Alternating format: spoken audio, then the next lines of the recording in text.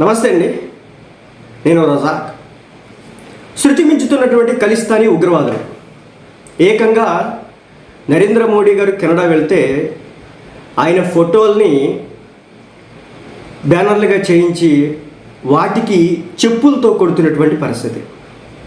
వీళ్ళు భారతదేశంలో ఉన్నటువంటి పంజాబ్ ప్రాంతాన్ని ఒక మొక్కగా చేసి ఒక దేశంగా ప్రకటించాలని చెప్పేసి ఉద్యమాలు అయితే చేయడం అయితే జరుగుతుంది.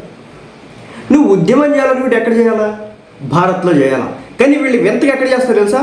కెనడాలో చేస్తారు, లేదంటే ఆస్ట్రేలియాలో చేస్తారు, లేదంటే ఇంగ్లాండ్లో చేస్తారు, అంటే బ్రిటన్లో చేస్తారు, లేదంటే అమెరికాలో చేస్తారు.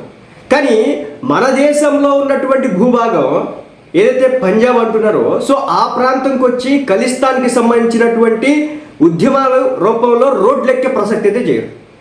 చేస్తే వాళ్ళకి తెలిసి ఏం జరిగిందో. అందుకే ఇక్కడ ఏడవలేక అక్కడ ఏడుస్తున్నారు. మన దేశ ప్రధాని, మళ్ళీ చెప్తున్నా, కులాలకి మతాలకి వర్గాలకి అతీతంగా ఆయన మన దేశ ప్రధాని. మీరు అవునన్నా కాదన్నా సరే మన దేశ ప్రధాని ఆ విధంగా ఆయన ఫోటోని పెట్టుకొని చెప్పులతో కొడతా ఉంటే ప్రతి ఒక్కరు కూడా వాళ్ళకి బుద్ధి చెప్పాల్సిందే. ఎందుకంటే నరేంద్ర మోడీ గారు ఇప్పుడు ఏం చేసినారని, ఏమి దేశాన్ని ముక్కలు ముక్కలు చేయాలా? దేశాన్ని ముక్కలు ముక్కలు చేయాలా? మీకు దమ్ముంటే ఇండియా రండి, ఇండియాలోకి వచ్చి ఇక్కడ పోరాటాలు చేయండి. ఇక్కడికి వచ్చి నరేంద్ర మోడీ గారి ఫోటో తీసుకొని చెప్పులతో కొట్టండి, చూద్దాం ఏం జరుగుతుంది. అంత ఒళ్ళు మదం ఎక్కిందా? కొవ్వు పట్టుకొని కొట్టుకుంటున్నారా? ఇది విధానమా? ఆ దేశానికి ఇంతకుముందు కెనడా ఒకడు ఉండేవాడు, వాడి పేరు నాకు ఇప్పుడు గుర్తురావట్లేదు. వాడు దిక్కుమాల సన్నాసి అనమాట. అక్కడ కెనడా పాపులేషన్ విపరీతంగా ఈ ఖలిస్తానీ అంటే సిక్స్ పాపులేషన్ అయితే అక్కడ బాగా పెరిగిపోయిందన్నమాట.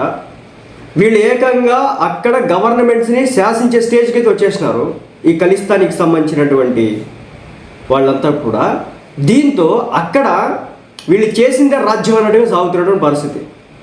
నరేంద్ర మోడీ గారు ఈరోజు G7 సమ్మిట్కి వెళితే వీళ్ళ నిరసనలు ఈ స్థాయిలో ఉన్నాయి. తప్పనిసరిగా వీళ్ళకి మనం బుద్ధి చెప్పాలి, మన కంట్రీ బుద్ధి చెప్పాలి.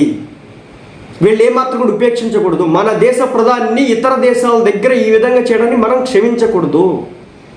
మనం ఇంటర్నల్గా 100 కొట్టుకుంటాం, అది మన ఇష్టం.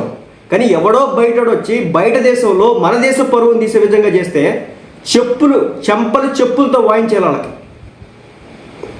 ఇది ఏమాత్రం కూడా క్షమించరాంది.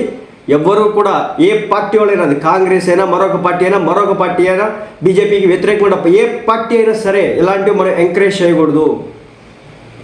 మేబీ మీడియా ఛానల్స్లో న్యూస్ అయితే రాలేదు దీనికి సంబంధించి. ఇది నిన్న సాయంత్రం జరిగినట్టుంది. మోడీ గారు కెనడా వెళ్ళిన నేపథ్యంలో తప్పనిసరిగా వాళ్ళకి గట్టిగా బుద్ధి చెప్పాలి. అంత ఈజీగా తేలిగ్గా వదిలిపెట్టకూడదు.